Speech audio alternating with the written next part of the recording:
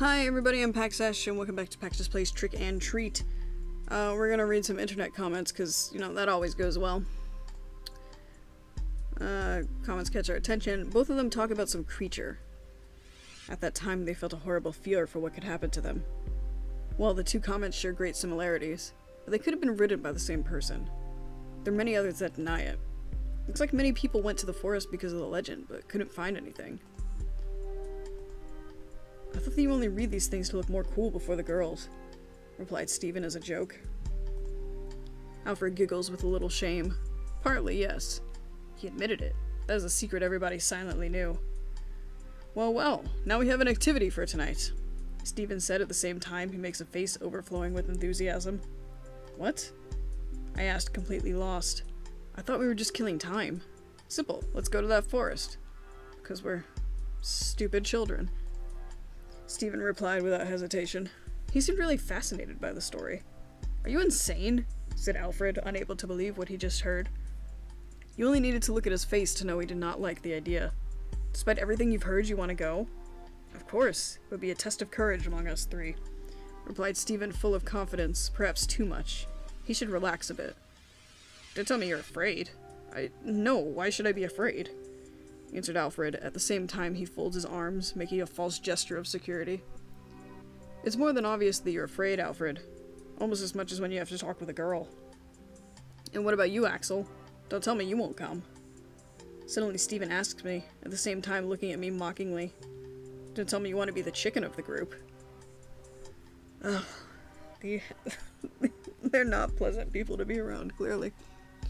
I hate that tone of voice he used. I'll never give you that, I said without thinking, showing a confident smile and look.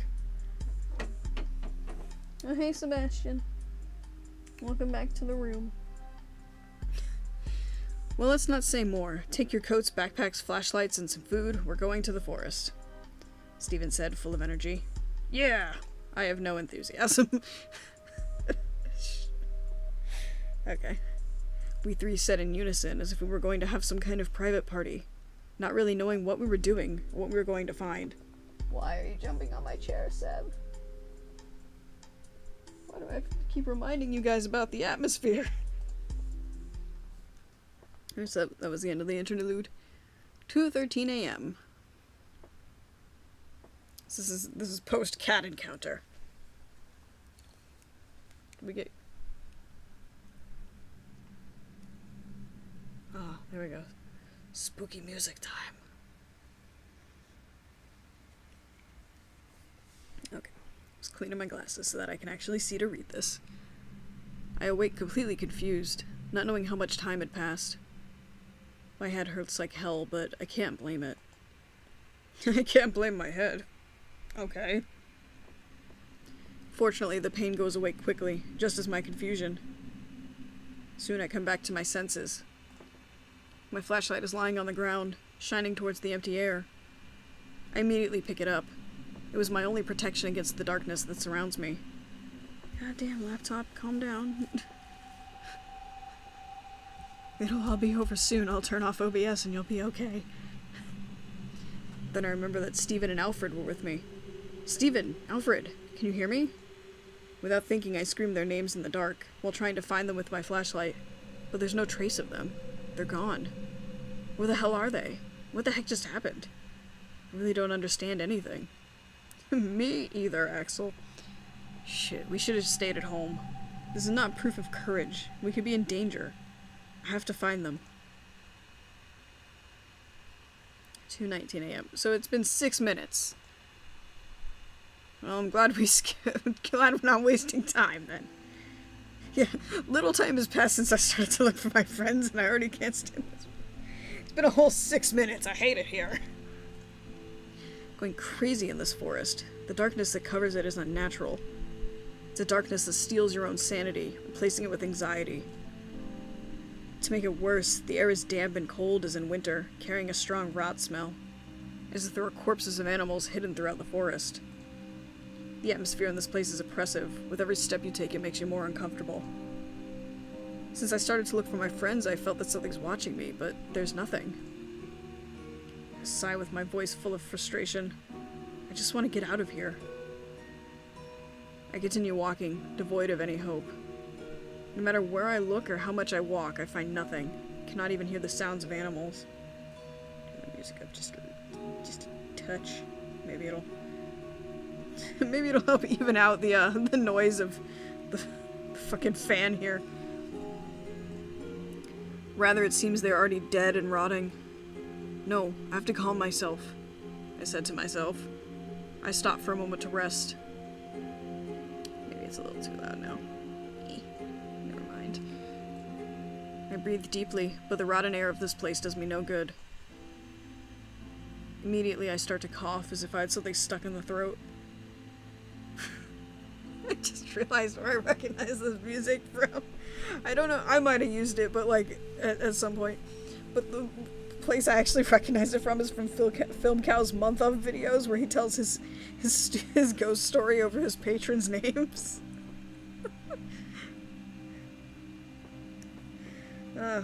Check out those videos. Just check out Film Cow in general. He's one of my favorite people on YouTube, for sure.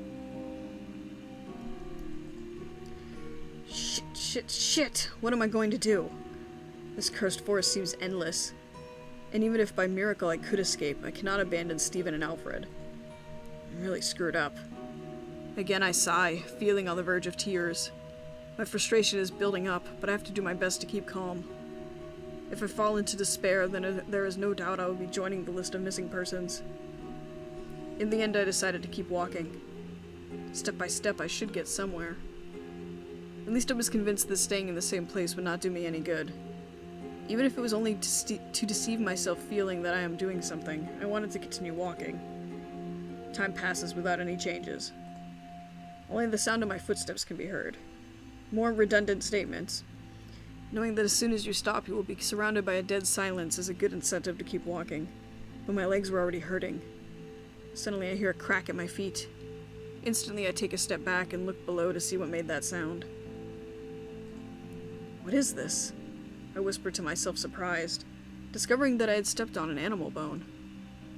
I believe that it's from an animal, although I do not rule out the possibility that it belongs to a person. But for my own good, I prefer not to think about that. An expression of anguish is drawn on my face. It's best to ignore it. I have to keep walking. Suddenly my flashlight reveals something. Without hesitation, I point towards there again. Is that another cat? It's another cat! Only to realize with the surprise that that is the white cat. So it's the same cat. The one from before which made that awful meow, but this time I find it lying on the ground. It appears to be fainted and is wounded. Doesn't look wounded. Looks like it's just sleeping because it's a cat. What should I do? Oh, pick her up, baby kitty. It's best to continue without waking her. That cat is dangerous. What the fuck? I said pick her up! Don't give me the option if you're not gonna do it! The cat is dangerous. It's her fault that I ended up in this place and my friends are missing. But even knowing that, for some strange reason, I can't help but feel sorry for her. Even if it's unnatural, it's still an animal. I then bend down to see her closer. She's unconscious, and there's a thin line of blood coming from her mouth. I'm a real idiot, I said to myself. At the same time, I cleaned the blood from her mouth with a handkerchief that I had with me. Fortunately, she doesn't wake up. I then close her mouth, making her appearance a little better. Now she seemed to be peacefully sleeping. Alright, what did that accomplish? Okay, after a long sigh, I decided to pick her up carefully. I don't know what the powers of this cat are, but if she brought me here, maybe she could return me to my world. With her in my arms, I decided that the best thing I can do is to continue walking. Well, I'm glad he actually did pick up the cat. 2:31, oh man. What was that, a whole 15 minutes past? Not even, actually. Back to this. Again, I find myself in the dark forest, walking aimlessly, only moving forward, but it didn't seem I was getting somewhere. In my arms I carry the cat, which sleeps soundly. Come here. Here you'll be safe. I suddenly stop. It was probably easy to see the disbelief on my face at that moment. It's that voice again. I whispered to myself with no one to listen to me. Shortly after I found the cat, a mysterious voice appeared in my mind. It's a feminine voice, soft and gentle, as if it belonged to a princess from a fairy tale. But I can't trust it. Am I really going crazy? Or is it this forest that doesn't make any sense? I mean, it could be both. Don't rule it out. I don't know, but I don't like any of the two options. I then feel the cat move in my arms. I look down at her, confused, just to see how she opens her red eyes suddenly.